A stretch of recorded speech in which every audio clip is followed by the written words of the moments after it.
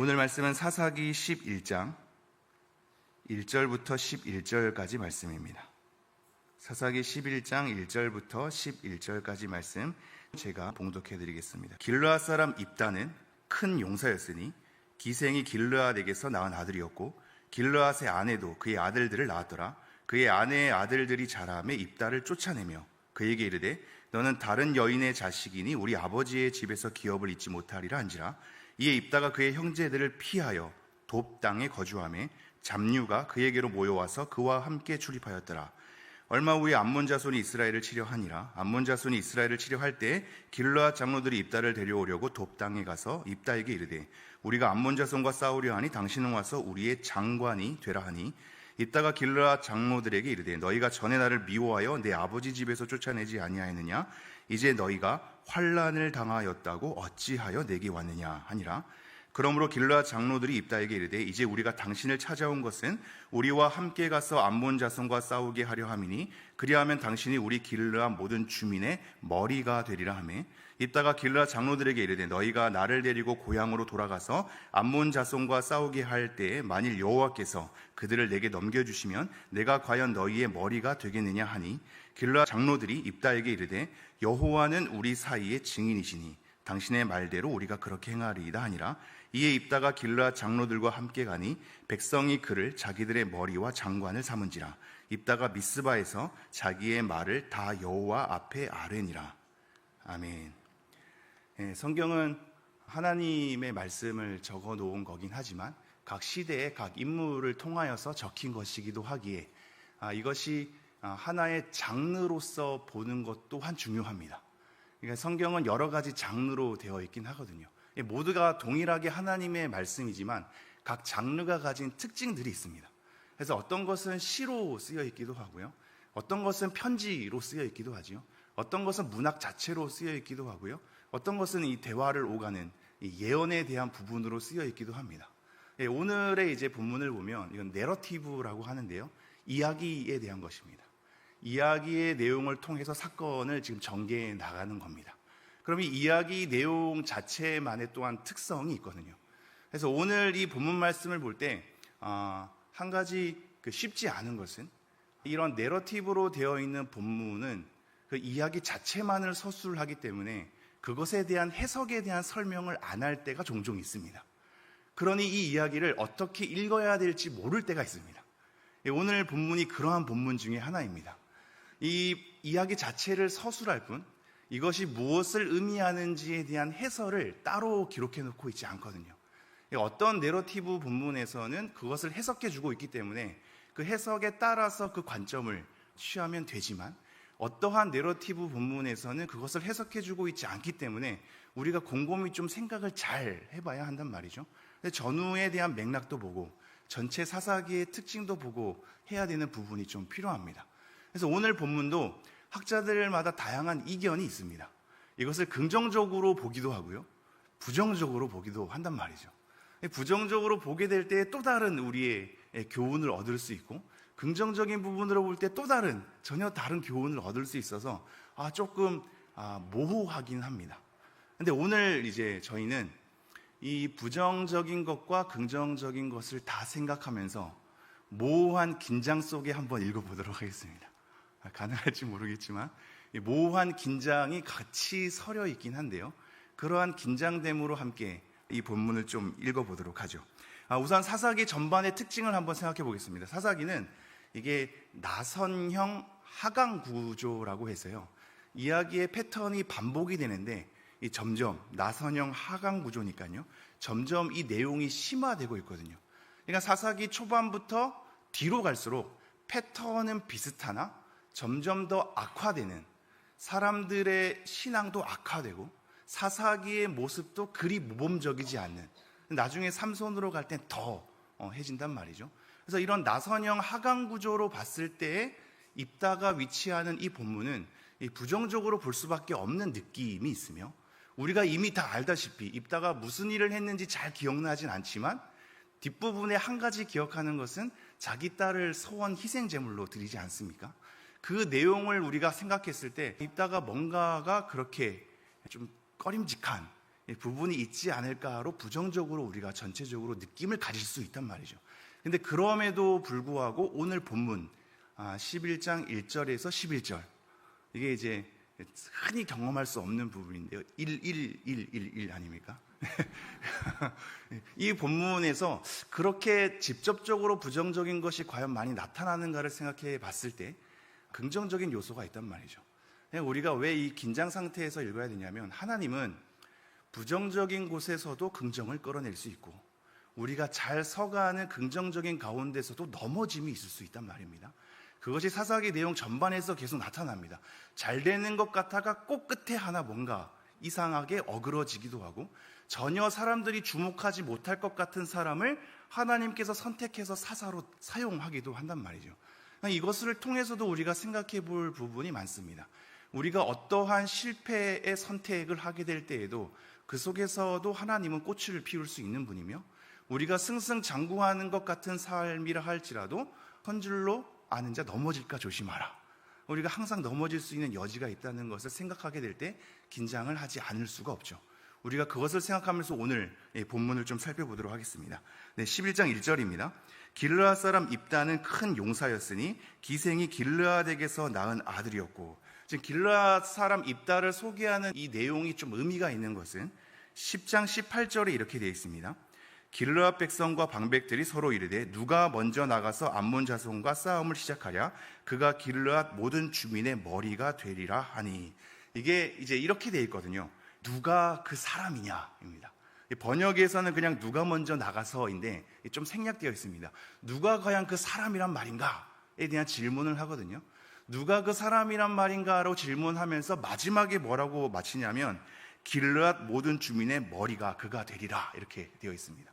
그럼 이렇게 마치고 난 다음 1절이 여는 게 길르앗 사람 입다는 이란 말이죠. 그가 과연 누구란 말인가? 그가 길르앗의 머리가 될 것이다. 근데 11장에 1절부터 아예 문을 열죠. 바로 그가 입다이다, 이렇게 소개하고 있습니다. 근데 이것 자체로도 먼저 부정적인 것과 긍정적인 것 두 가지 다가 긴장 상태로 우리에게 던져집니다. 지금 잘 보시다 보면 10장 마지막에 누가 먼저 싸움을 시작하랴 길르앗 모든 주민의 머리가 되리라 라고 할 때 본인들의 머리로 삼는 것이 본인들의 결정으로 이루어지는 것처럼 보이지 않습니까? 사실 누가 먼저 싸울까는 사사기 1장 1절부터 등장하거든요. 근데 그것은 하나님께 묻습니다. 지금은 본인들끼리 묻고서 본인들이 머리로 삼는 것에 대해서 결정을 한단 말이죠. 이것이 누가 연상이 되냐면 아비멜렉이 연상됩니다. 아비멜렉이 세겜에 있는 모든 고향 땅 사람들을 다시 한번 다 잘 얘기해서 세겜 사람들이 아비멜렉을 왕으로 삼거든요. 본인 스스로 왕이 되고 지도자를 삼는 이 행위가 부정적인 느낌으로 볼 수밖에 없기도 한단 말이죠. 근데 그럼에도 불구하고 본문에서 얘기하는 게 그 머리가 입다가 될 것이라는 것을 우리에게 선고하면서 출발한단 말입니다. 제가 다시 한번 11장 1절. 길르앗 사람 입다는 큰 용사였으니 기생이 길르앗에게서 낳은 아들이었고, 지금 이 1절만 봐도 여러 가지 사람들이 좀 연상이 됩니다. 지금 입다는 큰 용사였습니다. 이 큰 용사라는 단어 하나만으로 연상되는 분이 있지 않습니까? 앞서 누가 연상이 되죠? 기드온이 연상이 되죠. 근데 기드온은 하나님께서 본인 스스로 작은 자라고 취급하면서 숨어서 포도주 틀에서 타작마당을 일으키는 사람이었지만 너는 큰 용사다라고 하나님께서 우리의 정체성을 규명해 주시는 부분이거든요. 근데 여기서는 아예 결론이 나와 있습니다. 입다는 큰 용사였다라고 이미 결론이 난 거죠. 자, 그러면서 뭐라고 얘기하냐면 기생이 길르앗에게서 낳은 아들이었다, 이렇게 얘기합니다. 이것 하나만으로 또한 긴장이 흐릅니다. 큰 용사였는데 기생의 아들이었답니다. 아비멜렉은 첩의 아들이었거든요. 첩과 기생은 차이가 있죠. 그냥 이제 후처 정도가 아니라 레위기 21장에 보면 아예 기생이랑 결혼하는 것을 거룩하지 못하게 취급을 했단 말이죠. 그럼 그것 자체가 거룩하지 못한데 거룩하지 못한 상태에서 낳은 아들에 대한 것이었으니 얼마나 많은 수많은 사람들의 지탄이 있었겠습니까? 아무도 기대할 수 없는 사람인데 큰 용사였다라는 반전이 숨어 있거든요. 이 두 가지에서도 벌써 긴장이 흐릅니다. 그가 분명히 큰 용사였으나 그는 사실 모든 사람들이 지탄하는 기생의 아들이었다라는 것을 우리로 하여금 긴장으로 소개를 하고 있습니다. 그러면서 2절 이렇게 흐릅니다. 길르앗의 아내도 그의 아들들을 낳았더라. 그 아내의 아들들이 자라매 입다를 쫓아내며 그에게 이르되 너는 다른 여인의 자식이니 우리 아버지의 집에서 기업을 잊지 못하리라 한지라. 이게 다른 측면으로 소개되죠. 계속해서 연상을 하게 되면서 그 인물이랑 비슷한데 그럼 이런 결말이 나지 않을까를 자꾸 예상하는 측면에서 우리를 초청하고 있단 말이죠. 지금 아비멜렉은 첩의 아들로서 그의 심정이 어땠는지는 알 수 없겠지만 첩의 아들로서 가지고 있는 울분과 분노가 있었을 거란 말이죠. 그것이 왕이 되고 싶어하는 욕망과 더불어서 모든 형제들을 쳐 죽이는 것에 대한 결론을 이르게 되었습니다. 근데 지금 입다를 보면 반대죠. 본인이 쫓겨납니다. 본인이 형제들을 치는 것이 아니라 형제들로 하여금 쫓겨나는 인생이었단 말이죠.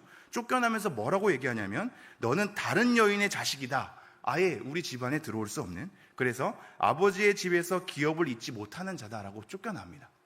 큰 용사였는데 쫓겨나고 있습니다. 큰 용사였는데 거룩하지 못한 가정의 상태였습니다. 그러한 곳에서 하나님께서 이 입다를 어떻게 사용하는지를 보셔야 합니다.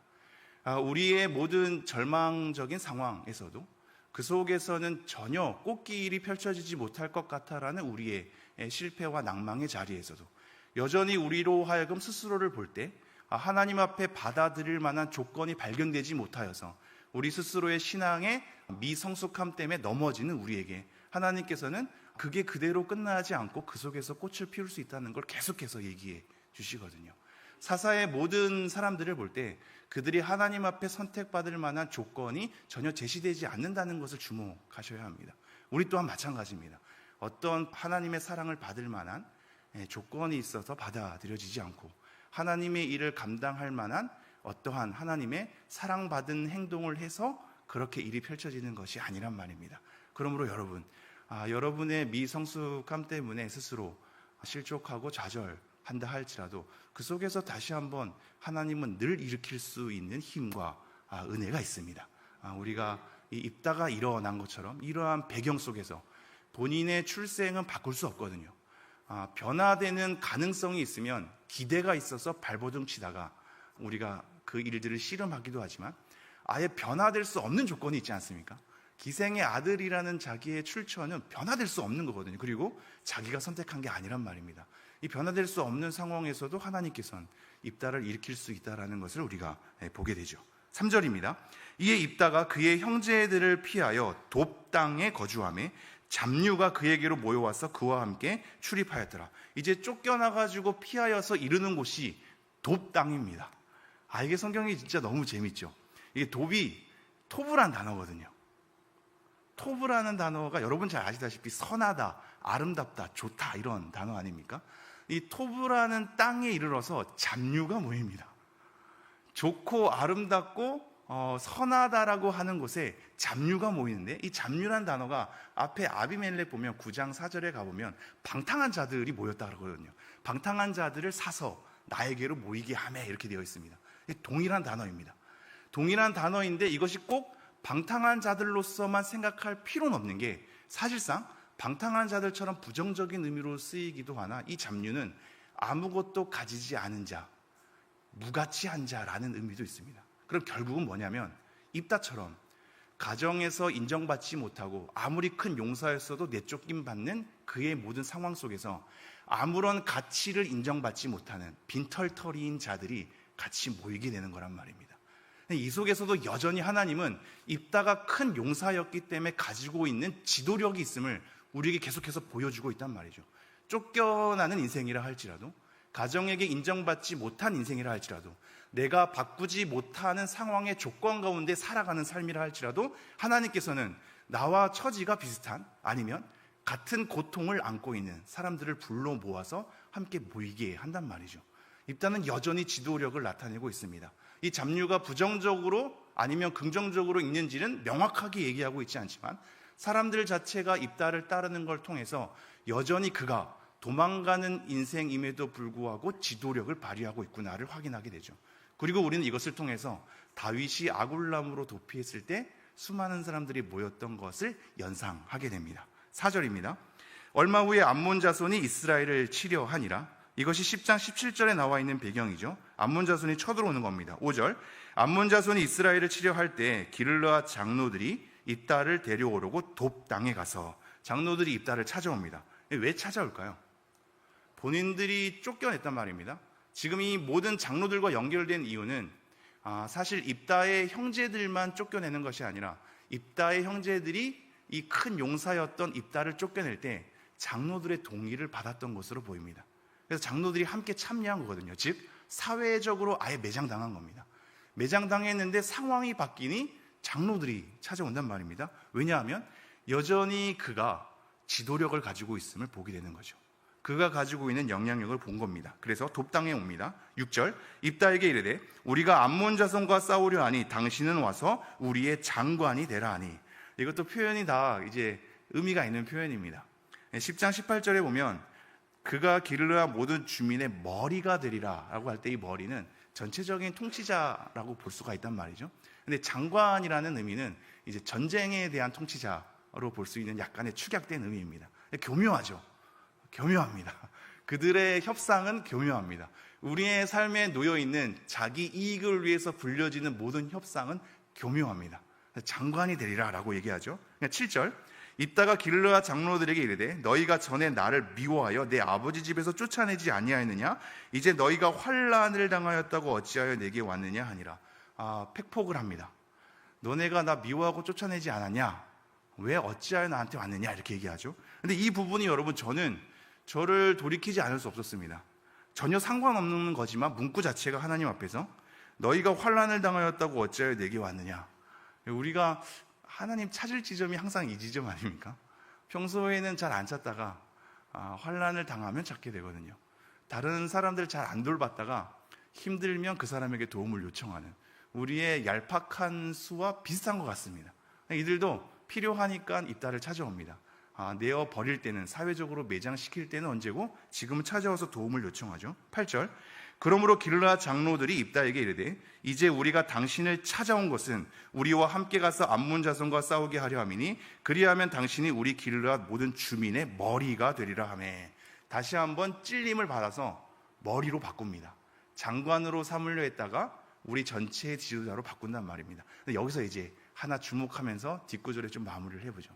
지금 이 장로들이 뭐라고 하냐면, 처음에 머리를 세우는 것도 사실 본인의 결정이었는데 8절에서 그러므로 기르르앗 장로들이 입다에게 이르되 이제 우리가 당신을 찾아온 것은입니다. 이게 슈브라는 단어거든요. 슈브라는 단어는 그냥 돌아오다도 의미하기도 하지만 회개에 대한 용어이기도 하거든요. 즉 이들은 위기 상황 가운데 하나님을 찾았어야 합니다. 우리의 진정한 머리 되시는 하나님을 찾았어야 하는데 그들이 막막한 현실 가운데 환난을 당하게 되니 그들이 찾아서 돌아온 것은 입다였단 말입니다. 입다가 본인에게 찾아온 겁니다. 그런데 이때 입다가 어떠한 식으로 시선을 바꾸는지를 보죠. 그게 오늘 말씀의 핵심인데요. 9절 읽겠습니다. 입다가 기르르앗 장로들에게 이르되 너희가 나를 데리고 고향으로 돌아가서 암몬 자손과 싸우게 할 때 만일 여호와께서 그들을 내게 넘겨주시면 내가 과연 너희의 머리가 되겠느냐 하니, 여호와께서 내게 넘겨주시면입니다. 그 전에는 머리로 삼는 과정 가운데 하나님이 등장하지 않거든요. 본인 입다의 큰 용사였음이 드러나고 있습니다. 그리고 그의 지도력이 발휘될 뿐입니다. 그러니 장로들이 찾아가죠. 그에게 돌아서는 겁니다. 그런데 입다가 자기의 손가락을 어디로 가르치냐면 하나님으로 가르친단 말입니다.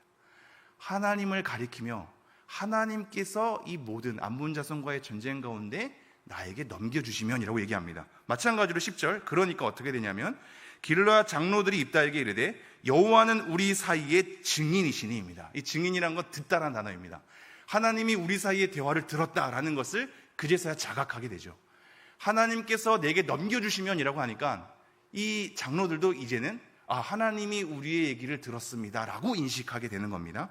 그러면서 11절, 이에 입다가 기르르앗 장로들과 함께 가니 백성이 그를 자기들의 머리와 장관을 삼은지라. 입다가 미스바에서 자기의 말을 다 여호와 앞에 아뢰니라.